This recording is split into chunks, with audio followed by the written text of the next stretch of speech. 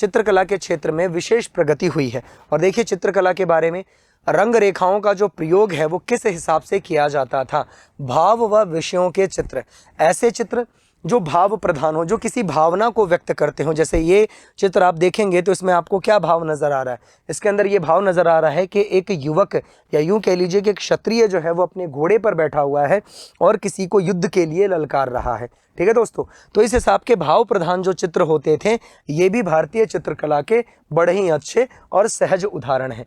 ठीक है दोस्तों, चित्रकला में और आगे बढ़ते हैं। देखिए चित्रकला के अंदर और भी कौन कौन सी चीज़ें हैं तो इसके बारे में पढ़ते हैं। देखिए चित्रकला में अजंता की चित्रकला, ठीक है, और एलोरा की चित्रकला। ठीक है, अजंता और एलोरा की जो चित्रकलाएं जो महाराष्ट्र के अंदर हैं, इनकी चित्रकला जो है वो अजंता की गुफाएं, जिसमें बौद्ध धर्म के जीवन की घटनाएं और जातक कथाओं के दृश्य जो हैं वो हमेशा देखने को मिलते हैं। मतलब जातक के अंदर जो कथाएं हैं, जातक ग्रंथों के अंदर जो कथाएं हैं, उन कथाओं को जो है वो चित्रों के माध्यम से उकेरने की कोशिश की गई है। तो ये कैसे चित्र हो गए? ये भावनात्मक चित्र हो गए दोस्तों। ठीक है, एक होते हैं घटनात्मक चित्र, कि किसी घटना को जो है वो चित्र के अकॉर्डिंग दर्शाया जाता है। ठीक है, तो प्रतीकात्मक, उसके अलावा प्रतीकात्मक चित्र हो गए, कल्पनात्मक चित्र हो गए। तो ऐसे चित्रकार, ऐसे जो चित्रकला है ये सारी की सारी भारत में जो है वो पुराने समय से, प्राचीन समय से ही चली आ रही है। और उनके उदाहरण कौन कौन से हैं? तो अजंता की चित्रकला और एलोरा की चित्रकला कहाँ पर स्थित है दोस्तों? तो महाराष्ट्र के अंदर स्थित है। चलिए इस जानकारी के साथ इसको आगे बढ़ाते हैं। और देखिए चित्रकला में, देखिए गुफा में मरणासन राजकुमारी का चित्र और परिजन शोकाकुल, मतलब मरणासन राजकुमारी जो मृत्युशैया पर है, मतलब मर रही है, और उसके जितने भी परिजन जो हैं वो क्या कर रहे हैं? वो यहाँ पर शोककुल है कि राजकुमारी जो है वो मरने वाली है। कितना शानदार और कितना अभेद्य चित्र है, जो अभी के समय में बनाना जो है वो बिल्कुल ही नामुमकिन है दोस्तों। और ये भी अजंता की गुफाओं के जो चित्र हैं उनमें से एक चित्र है। आगे बढ़ेंगे इसी जानकारी के साथ में। एलोरा की चित्रकला, एलोरा की गुफा कहाँ पर मिलती है? महाराष्ट्र के अंदर। इसके अंदर शिल्पकला और चित्रकला दो इसके भाग हैं। और इस चीज़ को जो है वो थोड़ा ध्यानपूर्वक समझिएगा। यहाँ पर बौद्ध और हिंदू, ध्यान से सुनिएगा, बौद्ध धर्म और हिंदू धर्म व जैन धर्म से संबंधित चित्र प्राचीन सभ्यता के जीवंत प्रदर्शन करते हैं। मतलब यहाँ पर जो है वो बौद्ध धर्म से रिलेट करते हुए, हिंदू धर्म से रिलेट करते हुए, जैन धर्म से रिलेट करते हुए जो चित्र है ना, वो प्राचीन सभ्यता के बिल्कुल जीवंत उदाहरण हैं। अजंता की भांति बाघ कहाँ पर है? मध्य प्रदेश के अंदर। पहाड़ियों पर जो गुफाएं हैं वहाँ पर भी चित्र प्राप्त हुए हैं। अब देखिए दोस्तों, गुफा जो चित्र होते हैं, जो गुफाओं में प्राप्त होते हैं ना, उन्हें गुहा चित्र कहा जाता है। ध्यान रखिएगा, जो गुफा में चित्र होते हैं ना, उन्हें दोस्तों क्या कहा जाता है? उन्हें गुहा चित्र कहा जाता है। ठीक है, एक चीज़ तो ये हो गई गुहा चित्र। दूसरा देखिए, जो दीवारों के ऊपर जो चित्र होते हैं ना दोस्तों, उन्हें क्या कहा जाता है? उन्हें कहा जाता है भित्ति चित्र। उन्हें क्या कहा जाता है? भित्ति चित्र। ठीक है, तो याद रखिएगा नाम। जो गुफाओं के अंदर जो चित्र होते हैं उन्हें गुहा चित्र कहा जाता है, जो दीवारों के ऊपर चित्र होते हैं उन्हें भित्ति चित्र कहा जाता है। ठीक है दोस्तों, तो इस चीज़ का आप याद रखें, इस चीज़ को ध्यान में रखिए। और देखिए, गुफाओं से प्राप्त चित्र भी सुंदर एवं आकर्षक हैं। चित्रों के अर्थ भिन्न है, इनका विषय धार्मिक ना होकर लौकिक जीवन से संबंधित है। मतलब हर एक चित्र जो है वो धार्मिक नहीं है, इसमें लौकिक जीवन मतलब इंसान का जो जीवन है उससे संबंधित चित्र भी जो हैं वो दिए गए हैं। ठीक है दोस्तों, कि जीवन में जो है वो इंसान को क्या करना चाहिए, क्या नहीं करना चाहिए, कैसे आगे बढ़ना चाहिए, इन सारी चित्रों के बारे में जो है वो बताया गया। ठीक है दोस्तों, तो चित्रकला के अंदर हम आ गए। चित्रकला में एक तो हो गई हमारी चित्रकला, दूसरी हो गई हमारी शिल्पकला। और इन चित्रों के बारे में ज़रूर जान लीजिएगा कि जो गुफा में मिलते चित्र हैं उनको गुहा चित्र कहा जाता है, और जो दीवारों पे चित्र अंकित होते हैं उन्हें भित्ति चित्र कहा जाता है। इसी जानकारी के साथ में जो है वो आगे बढ़ेंगे दोस्तों। देखिए, संगीत कला के बारे में जो है वो बात करेंगे। देखिए, संगीत कला के बारे में, संगीत कला जो है इसके बारे में जो है वो बताया गया। और देखिए, समुद्रगुप्त, गुप्त साम्राज्य के सबसे महान शासकों में से एक गुप्त शासक, या यूं कह लीजिए कि गुप्त जो साम्राज्य है, गुप्त शासक कौन? समुद्रगुप्त। कौन दोस्तों? समुद्रगुप्त। इनकी जो तस्वीर है ध्यान से देखिएगा, इनके सिक्कों के ऊपर जो है वो इन्हें वीणा बजाते हुए दिखाया गया है। वीणा जो है वो अपने हाथों से ये बजाते थे, और इसकी वजह से इनके संगीत प्रेम, या यूं कह लीजिए कि संगीत कला का ज्ञान जो है वो दर्शाता है कि एक महान राजा सिर्फ और सिर्फ युद्ध ही नहीं करता है, युद्ध के साथ में भी जो है वो बहुत सारे कार्य करता है। और समुद्रगुप्त के सिक्कों पर वीणा बजाते हुए समुद्रगुप्त को दिखाया गया है, जो ये दर्शाता है कि समुद्रगुप्त का संगीत के प्रति प्रेम और ज्ञान कितना ज़्यादा बढ़िया था। ठीक है, तो गुप्त शासक हो गए समुद्रगुप्त, जो सबसे महान शासकों में से एक माने जाते हैं। और संगीत कला का ज्ञान जो है उसका स्पष्ट प्रमाण हमारे पास में है क्या, कि इनके सिक्कों पर इन्हें वीणा बजाते हुए दिखाया गया है। आगे बढ़ते हैं दोस्तों। इसके साथ ही देखिए संगीत कला में और क्या क्या चीज़ें हैं। तो देखिए संगीत कला के अंदर जो है वो कौन कौन से अंग होते हैं। तो गायन होता है, ठीक है, संगीत में गाया जाता है। वादन होता है, किसी चीज़ को जो है वो वादन का मतलब हो गया किसी भी वीणा को या कोई भी जो यंत्र है संगीत से रिलेट करता हुआ उसे बजाया जाता है। और नृत्य होता है। ठीक है दोस्तों, पुराने समय में राजा महाराजाओं के शासनकाल में ये सारी चीज़ें जो हैं वो बड़ी ही ज़्यादा मात्रा में हुआ करती थी। ठीक है, आगे देखिए संगीत कला में और क्या क्या चीज़ें हैं। ये देखिए, ये एक यंत्र है जिसे बांसुरी कहा जाता है और इसके और भी बहुत सारे नाम हैं। ठीक है दोस्तों, तो ये बांसुरी, बांसुरी के साथ में मृंद, मृंद के साथ में भेरी और भेरी के साथ में झांझ, इन सारे यंत्रों को लेकर जो है वो संगीत को और ज़्यादा क्या किया जाता है, स्पष्ट और ज़्यादा सुरीला और ज़्यादा बेहतर बनाया जाता है दोस्तों। ठीक है, तो संगीत कला के अंदर जो है वो हमने कौन कौन सी चीज़ें पढ़ी, तो थोड़ा सा हम जो है वो पीछे चल लेते हैं और आपको जो है वो मैं समझा देता हूं कि संगीत कला में हमने क्या क्या पढ़ा। तो संगीत कला में सबसे पहले हमने देखा कि एक राजा जो है वो अपनी एक ज्ञान को जो है वो दर्शाता है अपने सिक्कों के माध्यम से। इसके बाद में देखिए संगीत कला में कौन कौन सी चीज़ें होती हैं।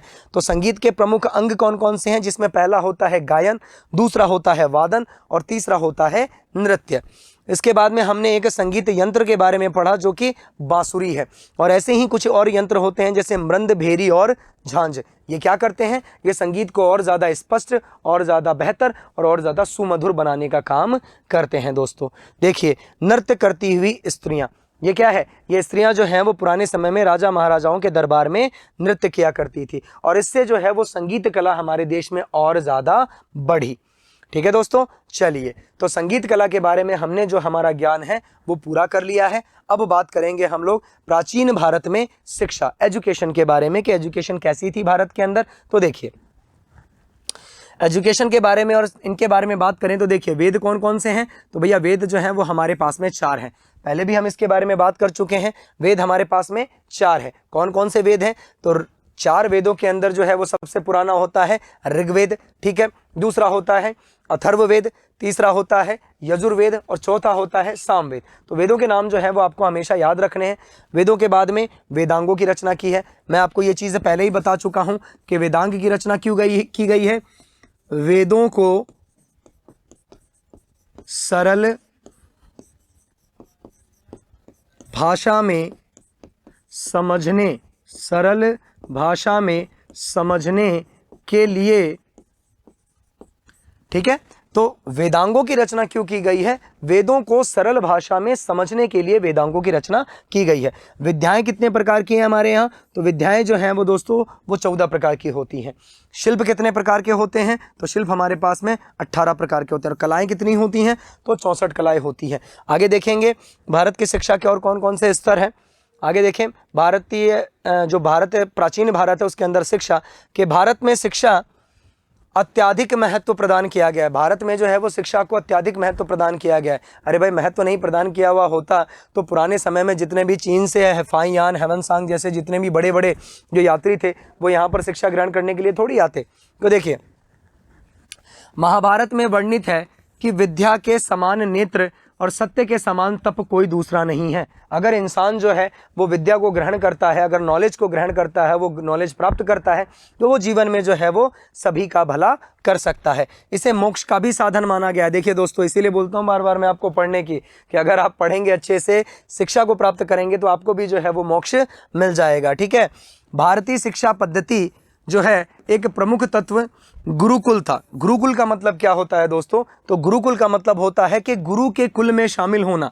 ध्यान से समझिएगा इस चीज को, गुरुकुल, ठीक है, के गुरुकुल, तो गुरु जो होता है, शिक्षक जो होता है, उस गुरु के कुल, उस गुरु के घर के अंदर जो है वो शामिल होकर एक सदस्य रूप में, कैसे, एक सदस्य रूप में जो है वो क्या करना, एक सदस्य रूप में रहकर जो है वो शिक्षा ग्रहण करना।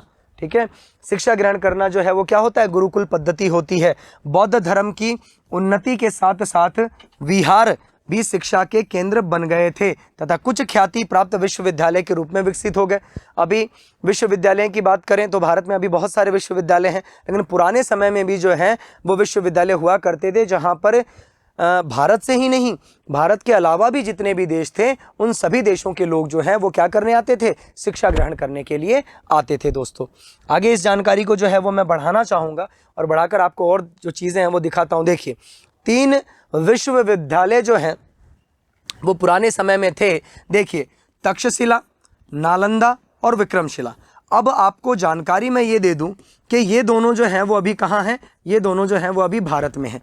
1947 का जो हमारा डिवाइडेशन हुआ था उसके अंदर तक्षशिला जो है वो कहाँ चला गया, वो चला गया पाकिस्तान के अंदर, ये पाकिस्तान के अंदर चला गया। ठीक है, डिवाइडेशन जब हुआ भारत और पाकिस्तान का, उसमें तक्षशिला जो है वो अभी कहाँ पर लोकेट करता है, वो लोकेट करता है उसका जो उस जगह को जो है वो अभी पाकिस्तान ही बोलते हैं। और नालंदा और विक्रमशिला जो विश्वविद्यालय हैं वो अभी भी भारत में ही पढ़ते हैं। दोस्तों तो चलिए इनके बारे में और ज़्यादा जानकारी लेते हैं और आगे बढ़ते हैं। देखिए तक्षशिला जो विश्वविद्यालय है, देखिए तक्षशिला विश्वविद्यालय मैंने अभी आपको बताया कि तक्षशिला विश्वविद्यालय जो है वो वर्तमान में कहाँ पड़ता है, पाकिस्तान में।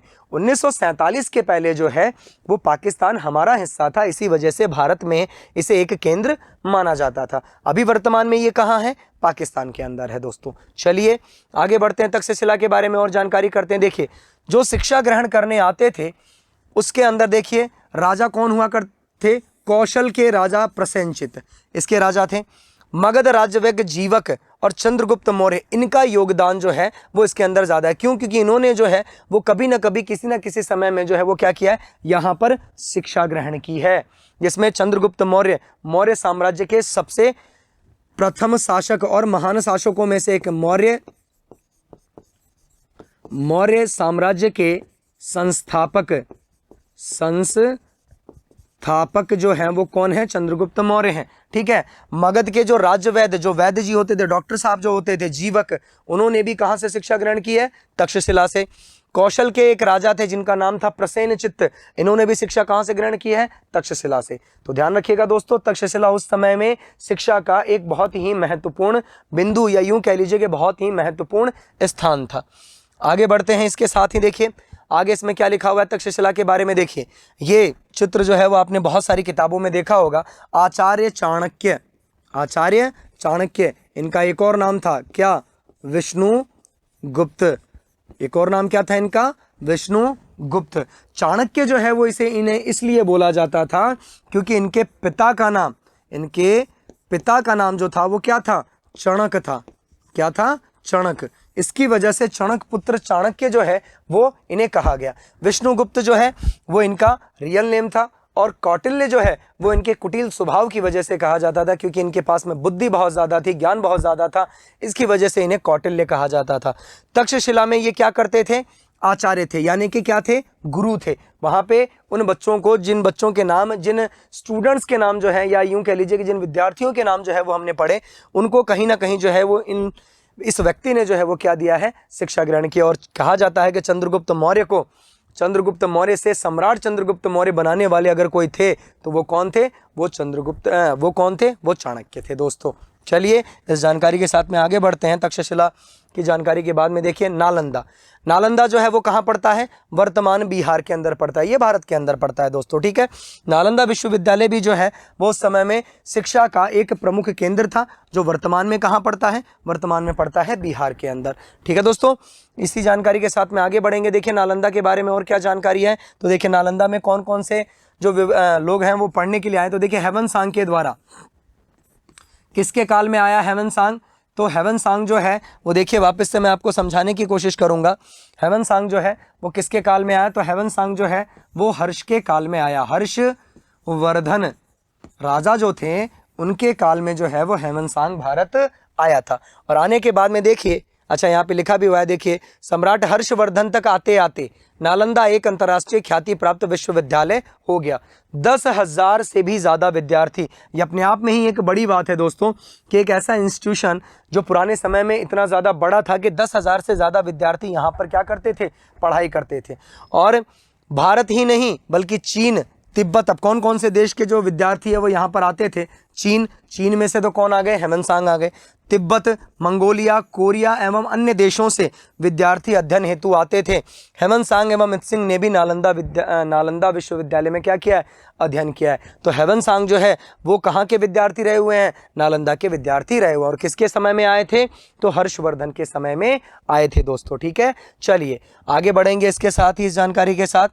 देखिए, विक्रमशिला विश्वविद्यालय, ये भी कहाँ पड़ता है, ये भी बिहार, जिला जो है वो भागलपुर एक जगह का नाम है बिहार के अंदर, वहाँ पर जो है ये विश्वविद्यालय जिसका नाम था विक्रमशिला विश्वविद्यालय। तो जानकारी एक बार वापस से रिपीट करना चाहूँगा कि 3 विश्वविद्यालय के जो केंद्र थे उनमें से एक विश्वविद्यालय जो है वो कहाँ पड़ता है, वो पड़ता है भैया पाकिस्तान के अंदर वर्तमान में, जिसका नाम है तक्षशिला विश्वविद्यालय। और बाकी के जो 2 पढ़ते हैं वो बिहार के अंदर पढ़ते हैं। यानी कि पुराने समय की अगर बात की जाए तो ये दोनों ही विश्वविद्यालय जो है वो कहाँ पढ़ेंगे, ये दोनों ही विश्वविद्यालय जो है वो पढ़ेंगे मगध के अंदर। कहाँ पढ़ेंगे, मगध के अंदर पढ़ेंगे दोस्तों। ठीक है, इस जानकारी के साथ ही आगे बढ़ते हैं। देखिए, विक्रमशिला विश्वविद्यालय के बारे में और क्या जानकारी है हमारे पास में कि विक्रमशिला विश्वविद्यालय भी नालंदा के समान ही एक अंतर्राष्ट्रीय ख्याति शिक्षा का केंद्र था। विक्रमशिला विश्वविद्यालय की स्थापना पाल नरेश, यहाँ पे जानकारी जो है वो समझने लायक है कि देखिए स्थापना जो है वो किसने की, पाल नरेश धर्मपाल ने करवाई। किसकी स्थापना जो है वो किसने करवाई, धर्मपाल ने करवाई। तो ये आपके याद रखने लायक क्वेश्चन है, एक इंपॉर्टेंट क्वेश्चन है, इसको याद रखिएगा कि धर्मपाल नाम के एक राजा हुआ करते थे जो पाल वंश से रिलेट करते थे और इन्होंने विक्रमशिला विश्वविद्यालय की स्थापना करवाई थी दोस्तों। ठीक है दोस्तों, इसके अलावा अगर आपको मैं जानकारी देना चाहूँ विशेष के अंदर तो आपको मैं बताना चाहूँगा कि नालंदा जो विश्वविद्यालय है, देखिए नालंदा विश्वविद्यालय, इसकी स्थापना जो है वो किसने की थी, तो इसकी स्थापना गुप्त साम्राज्य में जो है वो करवाई गई थी। तो नालंदा विश्वविद्यालय की स्थापना गुप्त साम्राज्य में करवाई गई थी। अब मैं आपको ये बताऊं कि गुप्त साम्राज्य के अंदर राजा कौन से थे। धर्मपाल नाम के एक जो राजा थे जो पाल वंश के थे, उन्होंने जो है वो इसकी स्थापना करवाई। किसकी, विक्रमशिला विश्वविद्यालय की, जो कहाँ पर है, बिहार के भागलपुर जिले में है। और नालंदा विश्वविद्यालय जो है वो इसकी स्थापना गुप्त वंश के अंतर्गत की गई थी दोस्तों। तो इस जानकारी को जो है वो याद रखिएगा।